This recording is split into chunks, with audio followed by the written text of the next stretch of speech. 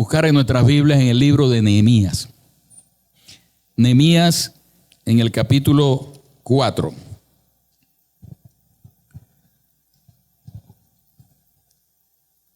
Del verso el 14 al 15. Y leemos el nombre del Padre, del Hijo y del Espíritu Santo. Después miré y me levanté y dije a los nobles y a los oficiales y al resto del pueblo: no temáis delante de ellos. Acordaos del Señor, grande y temible, y pelead por vuestros hermanos, por vuestros hijos, por vuestras hijas, por vuestras mujeres y por vuestras casas. Y cuando oyeron nuestros enemigos que lo habíamos entendido y que Dios había desbaratado el consejo de ellos, nos volvimos todos al muro, cada uno a su tarea. Padre, seas tú ministrando a nuestras vidas. Sé tú añadiendo bendición a tu palabra. Que la presencia de tu Espíritu Santo, oh Dios, sea real y genuina en esta mañana. Y que tú puedas, oh Dios, traer consuelo, aliento, restauración, liberación por causa de tu palabra. Porque tu palabra es viva y eficaz y ella penetra hasta lo más profundo de nuestro ser. En el nombre de Jesús. Amén. Amén. El libro de Nehemías es un libro muy interesante, muy significativo, muy nutritivo en el aspecto de que nos narra la reconstrucción de los muros de Jerusalén, de la ciudad de Jerusalén, muros que por causa del imperio babilónico invadió la ciudad, fueron derribados los muros y las puertas fueron quemadas. Y Nehemías, un hombre de Dios, un hombre que le creyó a Dios y que pudo ser ese instrumento en las manos de Dios para la reconstrucción de los muros. Así como hoy quizás Dios está restaurando muchas vidas aquí, así como Dios ha comenzado en nosotros una buena obra y que la perfeccionará hasta el día de su venida. Entonces, los muros de nuestras vidas, los muros de nuestras casas, de nuestras familias, también están siendo levantados. Y lo bueno, importante y trascendental es entender que Dios te llamó a ti con el propósito de usarte como un Nehemías para levantar los muros de tu familia, para pelear por tu familia, para pelear por tu casa, para pelear por tus hijos, por la bendición de Dios para tu vida. Amén. Y he titulado esta enseñanza: una decisión puede cambiar tu historia. Una decisión puede cambiar tu historia. ¿Cuántos lo creen? Y digo que una decisión puede cambiar tu historia porque cuando leemos en el libro de Nehemías, podemos ver que por causa de que un hombre se levantó, es interesante ver cómo no fue todo un pueblo que se puso de acuerdo para venir de inicio, para venir y restaurar los muros, sino que fue un hombre que Dios inquietó, que estaba allá y que estaba en el palacio del rey, estaba como cautivo, pero había ganado tanta confianza que preguntó por sus hermanos, los judíos, y por los que habían quedado, y le dijeron: los que han quedado están en gran mal y afrenta. Y la ciudad desolada, los muros derribados, destruidos, todo fue quemado. Y dice la palabra: cuando oí estas palabras me senté y lloré e hice duelo por algunos días, y ayuné y lloré delante del Dios de los cielos. Nehemías viene en oración delante de Dios, presentándose primeramente como intercesor. Y de allí que quiero basar esta enseñanza prácticamente en la sinopsis de la temática del mes, que dice: del temor a la fe, una transición necesaria para salir del duelo y la depresión. Y no voy a hablar acerca del duelo porque creo que la enseñanza del pastor Juan Ramos estuvo muy nutritiva. Y si quiere, si se la perdió, vaya al canal de YouTube y él la va a poder ver. Y se la recomiendo, de verdad extraordinaria. Dios siga usando al pastor Juan Ramos. La palabra transición, porque no solamente es una transición, sino que es una transición necesaria. Necesitamos esa transición. No podemos quedarnos sin tener esa transición. Y la palabra transición significa acción y efecto de pasar de un modo de ser o estar a otro distinto. También nos habla de cambio, mudanza, transformación, metamorfosis. También se usa la palabra metanoia, pero ya la palabra metanoia tiene que ver con un cambio de mentalidad, con que nuestra mente sea transformada. Por eso el apóstol dijo: no conforméis a este siglo, sino transformados por medio de la renovación de vuestro entendimiento, para que comprobéis cuál sea la buena voluntad de Dios, agradable y perfecta, y cuál la altura, la anchura y la profundidad del gran amor de Dios que excede a todo conocimiento. Amén. La palabra transición también tiene que ver con proceso, con distancia, con tiempo. Porque esa transición del temor a la fe va a ser un proceso. Amerita un proceso en nuestras vidas. Esa transformación, esa metanoia, esa metamorfosis amerita un proceso. No es como algunos piensan que no, voy a salir así de la noche a la mañana.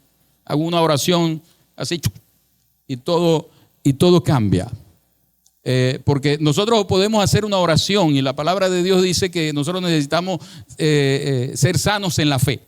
Nos insta a ser sanos en la fe. No a creer lo que nosotros queremos creer, sino a creer lo que Dios ha dicho en su palabra. Eso es ser sanos en la fe. Eso es tener un equilibrio. Y cuando oramos o creemos, oramos a Dios por un milagro, Dios puede hacer un milagro así. Pero cuando se trata de la transformación de nuestras vidas, tiene que ver con un proceso. ¿Ven? ¿Y qué es temor? Es una emoción natural que se caracteriza por experimentar una sensación desagradable o intensa ante la percepción de un peligro real o imaginario. La preocupación y el temor, normalmente, dicen las estadísticas, que el 92% de nuestros temores, de nuestras preocupaciones, están fundamentados en cosas que no son reales, en cosas que decidimos creer. Y de allí mi tesis de decir que una decisión puede cambiar tu vida, que depende de una decisión. Porque cuando vamos al concepto de fe, la palabra dice en hebreo, después la fe, la certeza de lo que se espera, la convicción de lo que no se ve. Tengo la certeza, estoy seguro de algo que estoy esperando, o sea que no lo tengo todavía. Pero estoy convencido de algo que aún no veo. Y dice la palabra que el justo por la fe vivirá. Pero dice también, y si retrocediere, no agradará a mi alma. Y en tal sentido podemos decir que tanto el miedo, el temor, la preocupación, como la fe, podemos decir que tienen prácticamente el mismo concepto. Si yo tengo temor, normalmente por algo que estoy creyendo que va a venir, yo tengo la certeza de eso que estoy esperando. Algo malo va a venir. Y estoy convencido de lo que aún no ha llegado. Y eso produce temor a nuestras vidas. Entonces, cuando nos enteramos de que es la misma acción, entonces es donde tiene que ver y entendemos que yo tomé la decisión de creer algo malo que va a venir en vez de creer lo que Dios ha dicho que ha hecho de mí, que tiene para mí, que me ha prometido, en vez de creer lo que la palabra de Dios dice. Porque la fe viene por el oír y el oír por la palabra de Dios. Amén. Entonces, la palabra nos habla aquí en el libro de Nehemías de que en este capítulo nos habla de 4 aspectos que quisiera tocar en el día de hoy rápidamente. Y uno de ellos es que una transición del temor a la fe comienza con oración. Si vemos en el verso 9, el capítulo 4 dice: entonces oramos a nuestro Dios y por causa de ello pusimos guarda contra ellos de día y de noche. ¿Qué hizo? Oramos a nuestro Dios. Pero ¿qué hizo también? Y por causa de ello pusimos guarda. O sea, la oración es una palabra compuesta. Ora y accionar. Entonces ellos accionaron en hacer lo que ellos debían hacer para protegerse confiando en Dios. ¿Amén? Sanos en la fe es cuando no le dejamos todo a Dios. A veces creemos y hemos entendido que fe es sentarnos a esperar que las cosas lleguen, que todo suceda. Y esta palabra nos enseña que hay cosas que nosotros debemos hacer y hay otras que no podemos hacer, que Dios se ha comprometido a hacerlas. Cuando nosotros nos comprometemos a hacer lo que Él nos dice que nosotros debemos hacer. Amén. También Nehemías comienza orando y es interesante la oración de Nehemías porque dice: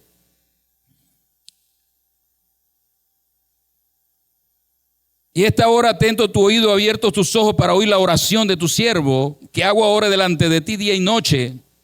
No fue una oracioncita, fue de día y de noche. O sea, una oración perseverante, una oración insistente.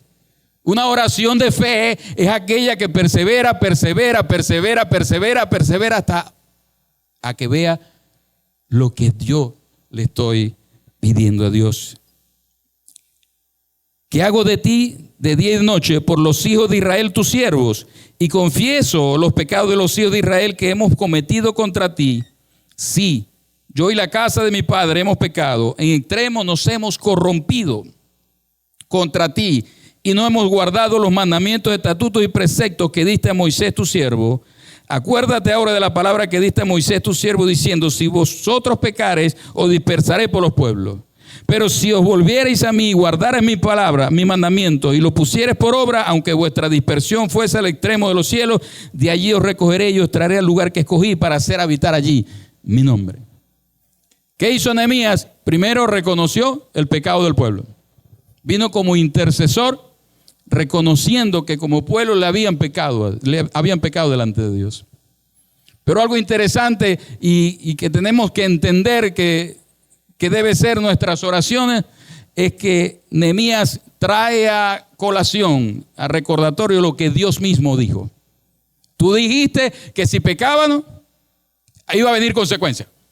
La palabra establece consecuencia para el pecado. Establece consecuencias para la desobediencia. Y también hay consecuencias cuando tomamos decisiones erradas. Decisiones nos llevan a una consecuencia, sea mala o sea buena. Lo que somos nosotros hoy es producto de las decisiones de ayer. No podemos negar eso. Dios tiene propósitos, sí, Dios ha hecho cosas, sí, pero Dios en todo momento está esperando que nosotros tomemos una decisión para Él, entonces respaldarnos y cumplir sus propósitos en nosotros, porque Dios nos llama, Dios quiere que seamos salvos, pero Él espera que nosotros hagamos una oración de fe, que creamos en Él.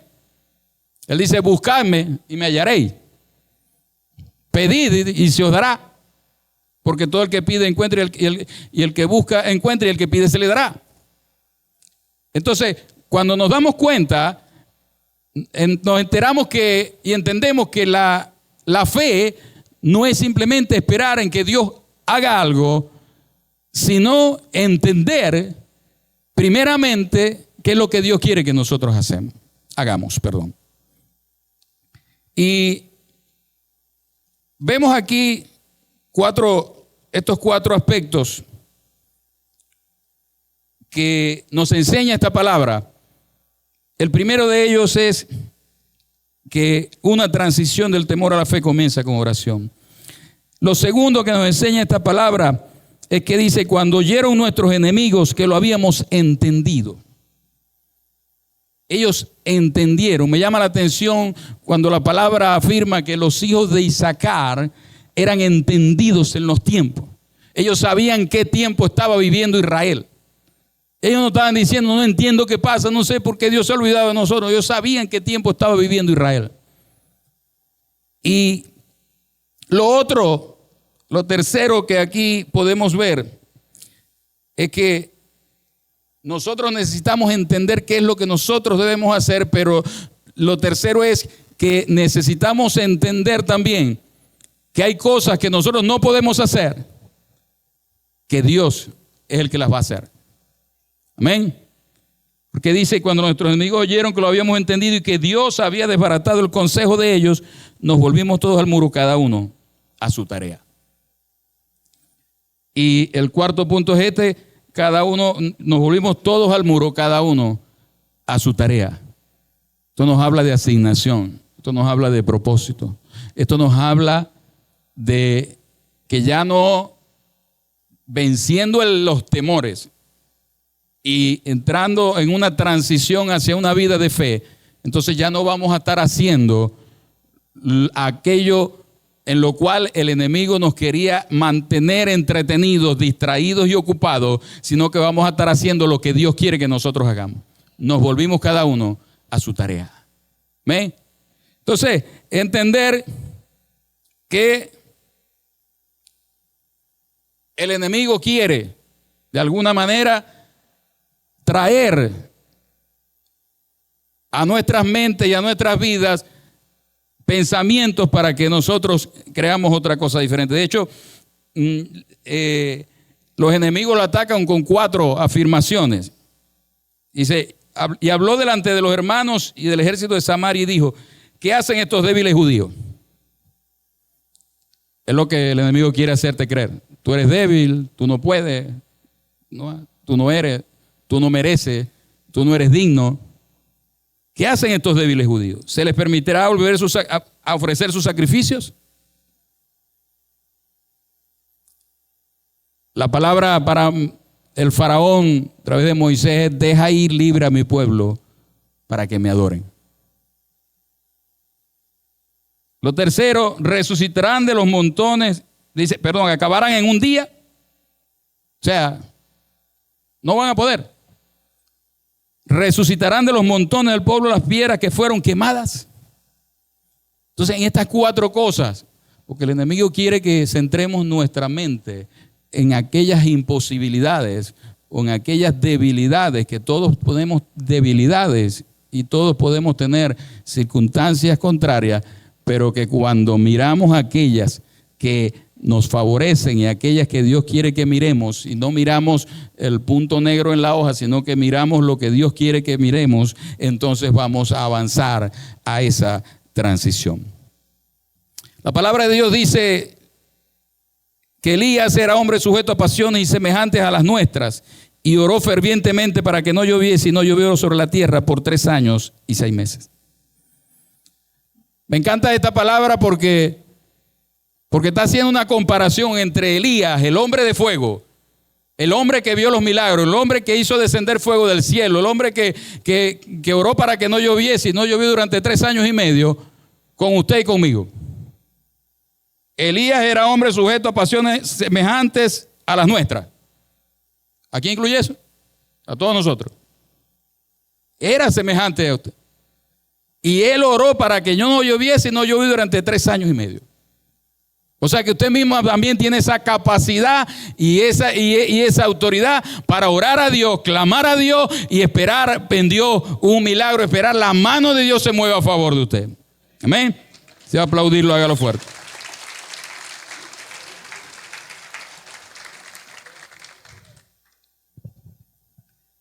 Y la palabra ferviente significa apasionado, fervoroso, entusiasta, ardiente, vehemente.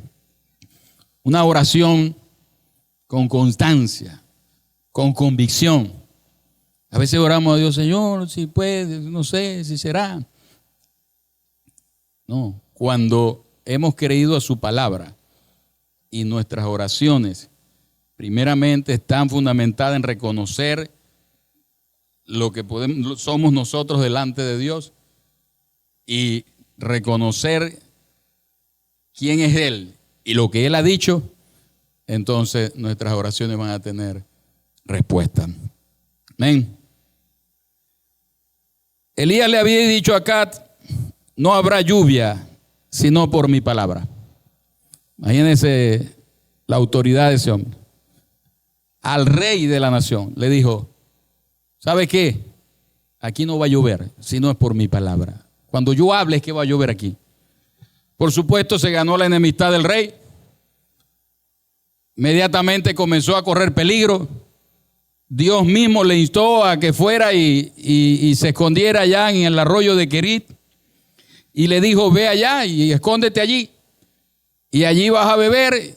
Y porque yo he dado a un orden a unos cuervos que te sustenten. ¿Estás preocupado por tu sustento? ¿Ha traído temor en algún momento el hecho de que falta algo en tu vida? Dios le dijo a Elías, he dado orden a unos cuervos que te sustenten. Y esto a veces no es fácil de dar, porque decir, bueno, si me va a sustentar alguien por allá que tiene dinero y es el que me va a sustentar, no, un cuervo. Pero si hay algo que debe tener nuestras vidas de oración, es comunión con Dios y saber escuchar lo que Él nos está diciendo, obedecer lo que Él está diciendo. Dice, luego que estuvo allí un tiempo, el arroyo se secó.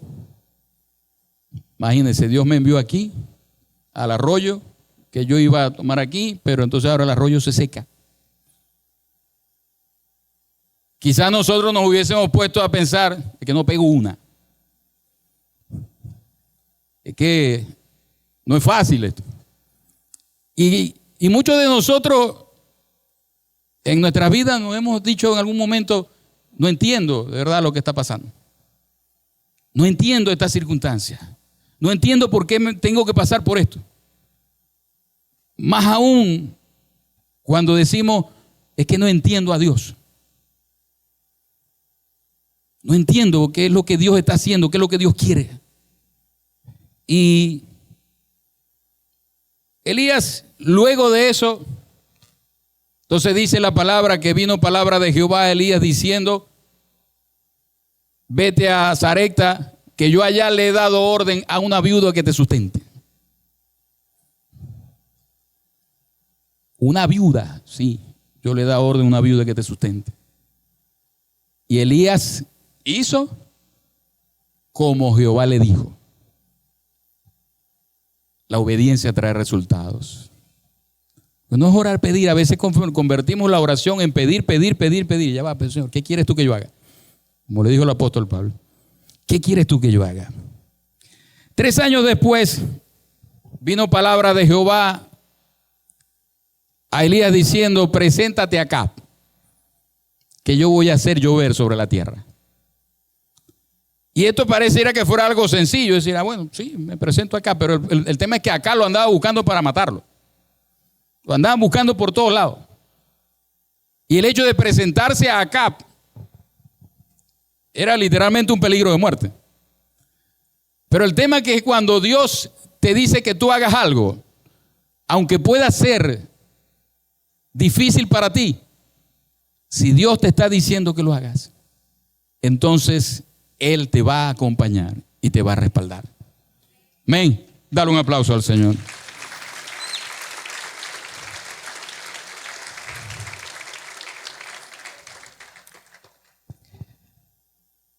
Jesús le dijo a los discípulos en un momento, montándose en la barca, dijo: pasemos al otro lado. Y sucedió que se desprendió una tempestad. Y la barca se hundía. Y los discípulos llegaron ya preocupados, ya no podían más, ya la fuerza no le daban. Ya estaban teniendo temor por su vida. Y nos dijo: no tienes cuidado que perecemos, maestro. ¿Y cuál fue la pregunta de Jesús? Hombre de poca fe, ¿por qué dudaste? ¿Por qué temes? ¿Dónde está vuestra fe? Porque cuando Jesús está en la barca, usted y yo podemos estar tranquilos. Usted y yo podemos estar confiados.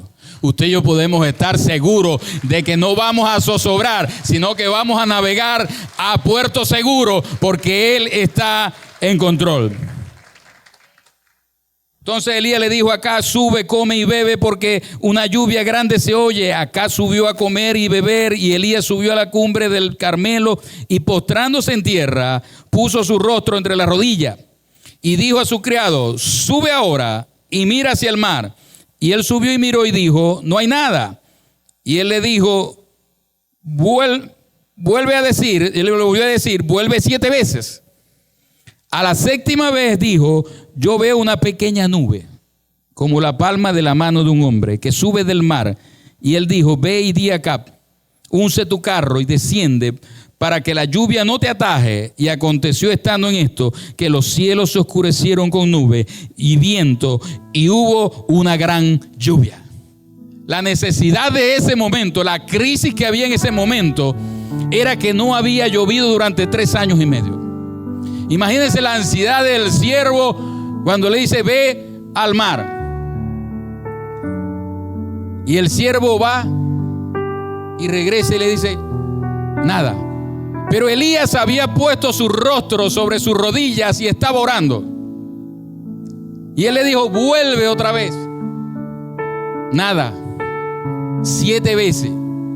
Yo me imagino al siervo. No vio nada. Y muchos de nosotros a veces hemos estado así, ¿verdad? Hemos estado orando y no vemos nada. Pero si tomas la decisión de rendirte, no vas a ver nada. Porque el que se rinde no ve nada. Pero cuando perseveramos en la oración, ¿qué le estaba enseñando Elías a su siervo? A perseverar en la oración. ¿Qué le estaba enseñando Elías al siervo? Él estaba enseñando que él tenía que poner la mirada de la circunstancia. Aquí había sequía, aquí no había lluvia, aquí no había siembra, aquí no había alimento, pero allá estaba la provisión de Dios. Ve al mar. ¿Para dónde lo llevó? Al mar, de donde viene el agua, porque el agua sube y baja luego otra vez. Y le dijo: ve al mar y mira. Y volvió, nada. Pero la 7ª vez veo una nube como la palma de una mano. Quizás tú estás viendo que algo parece que está aconteciendo. Esa es una nube como la palma de una mano. Pero creo que una gran lluvia se avecina. Creo que algo viene de parte de Dios para tu vida. Creo que algo viene de parte de Dios para tu vida que te va a transicionar del temor a la fe. Porque es una transición lo que tú necesitas, una metamorfosis. Tú necesitas un proceso. Tú necesitas transcender del temor a la fe. Porque una cosa es que de alguna manera todos hemos pasado por momentos donde hemos sentido temor. Todos de alguna manera hemos sentido el temor en nuestras vidas. Por circunstancias de dolor, por circunstancias adversas, por problemas familiares, cantidad de cosas. Pero una cosa es cuando tú superas una circunstancia y otra cosa es cuando tú comienzas a vivir una vida de fe y el temor ya no es parte de tu vida. Porque la palabra dice que el justo por la fe vivirá. Entonces, cuando tú determinas y tú tomas la decisión de creerle a Dios, vas a transicionar. No es que le voy a creer a veces, o en unas circunstancias le creo a Dios y camino con fe, y en otras, a veces hay gente que le dan un diagnóstico, parece una enfermedad, una gripe, yo creo que Dios la puede sanar, pero un cáncer, nos echamos a morir. Dios es poderoso para sanar toda enfermedad. Dios tiene poder para sanar. En la cruz del Calvario, Él dice que en la cruz del Calvario llevó toda enfermedad, todo padecimiento y todo dolor, y el castigo de nuestra paz fue sobre Él. Por su llaga fuimos nosotros curados. Para una transición del temor a la fe es necesario entender. Y cuando oyeron nuestros enemigos que lo habíamos entendido, yo creo que Nehemías estaba con un megáfono gritando a voz en cuello, porque los enemigos que estaban afuera pudieron escuchar lo que Nehemías le estaba diciendo. No temáis delante de ellos. Lo estaba animando. Acuérdense que ustedes tienen la capacidad. Acuérdense que ustedes tienen una familia, que tienen casa, que tienen mujeres, que tienen niños, tienen hijos, tienen hijas. Pelea por vuestras hijas, por vuestros hijos. Y cuando nuestros enemigos oyeron que nosotros lo habíamos entendido, porque hay cosas que Dios va a hacer que tú entiendas. Porque una cosa es conocimiento, otra cosa es sabiduría, otra cosa es entendimiento. El conocimiento es la información que tú puedes recibir de varias fuentes. La sabiduría es la capacidad que Dios nos da para aplicar ese conocimiento a determinadas situaciones y circunstancias en nuestras vidas. Pero el entendimiento, déjeme decirle, hermano, que es un don de Dios, es un regalo de Dios. Dice la palabra que los entendidos resplandecerán como la luz de la aurora. Los entendidos. Enséñame, oh Jehová, tu camino, el camino de tus estatutos, y lo guardaré hasta el fin. Dame entendimiento y guardaré tu ley y la cumpliré de todo corazón. Y en el Salmo 32:8 dice: te haré entender y te enseñaré el camino en que debes andar. Sobre ti fijaré mis ojos. Te haré entender. Dios te dice hoy que te va a hacer entender. Hay cosas que no entienden, porque todos de alguna manera hay cosas que no entendemos. Hay cosas que no entendemos por qué están sucediendo. Pero déjeme decirte algo. Dios está en control. Dios está en control. Y la palabra de Dios dice en Romanos 8:28 que a los que a Dios amamos, todas las cosas nos ayudan para bien. Esto es, a los que conforme a su propósito hemos sido llamados. Amén. Hay algo importante que necesitamos entender en cuanto a la fe. Y es que hay dos aspectos de la fe. Y uno de ellos es el objeto de la fe. El objeto de la fe tiene que ver primeramente con Dios. Dios es el objeto de nuestra fe. También el objeto de la fe es aquello de lo que la palabra de Dios dice que Él es. También podemos decir que el objeto de la fe tiene que ver con aquello que Dios dice que somos nosotros y aquello que Dios nos ha prometido. Entonces quiere decir que el objeto de la fe de alguna manera es aquello que tú estás creyendo que tiene que ver con necesidades, con circunstancias de este mundo, con necesidades lícitas que todos tenemos: provisión, sanidad, que Dios nos libre de ciertas circunstancias. Pero cuando entendemos lo que es el objeto de la fe y el fundamento de la fe, y entendemos que el fundamento de nuestra fe es que Cristo vino a este mundo que fue a la cruz, que murió y resucitó y descendió a los cielos para darnos salvación y vida eterna, entonces podemos estar seguros de que pase lo que pase en este mundo, podemos entender entonces que nuestra ciudadanía no es de este mundo, sino que es del reino de los cielos. Amén. Dale el aplauso al Señor.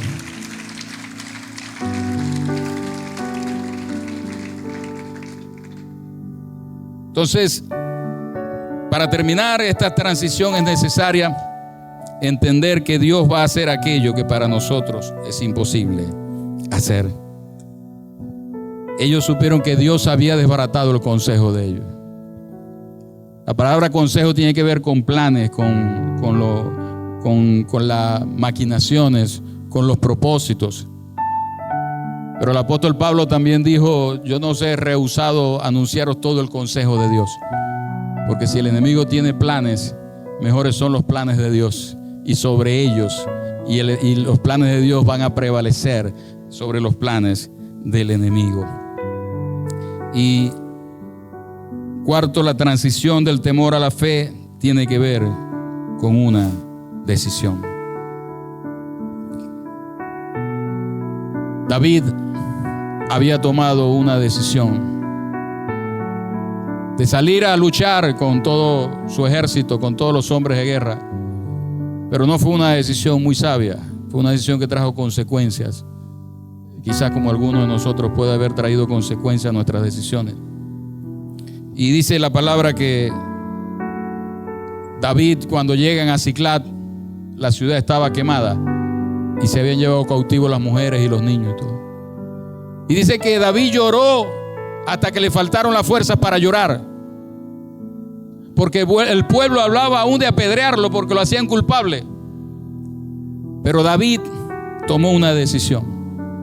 David se fortaleció en Jehová su Dios. Y dijo David al sacerdote Abiatar, hijo de Ahimelech: yo te ruego que me acerques el efod. Y Abiatar acercó el efod a David. Y David consultó a Jehová diciendo: perseguiré a estos merodeadores, los podré alcanzar. Y le dijo: síguelo, porque ciertamente los alcanzarás, y de cierto librarás a los cautivos. Una decisión trajo consecuencias, pero una decisión trajo la solución. Una decisión provocó el obrar de Dios en su vida. Así que es importante entender que una decisión puede cambiar nuestra historia. Si puede ponerse de pie.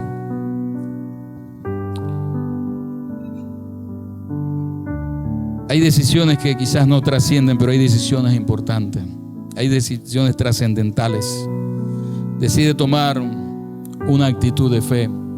Decide vivir por fe. Decide vivir en amor, haciendo el bien. Algunos creen que amar es un simple sentimiento. Involucra sentimiento, pero amar es una decisión. Decida perdonar. Perdonar no es un sentimiento, es una decisión. Aunque a veces no sentimos perdonar, necesitamos obedecer y tomar la decisión de perdonar. Decida conocer y cumplir la voluntad de Dios en su vida. Dios tiene planes y propósitos para ti. Búsquelo en oración. Decida vivir una vida de integridad. Decida llenar su mente con la palabra de Dios. La fe viene por el oír y el oír por la palabra de Dios.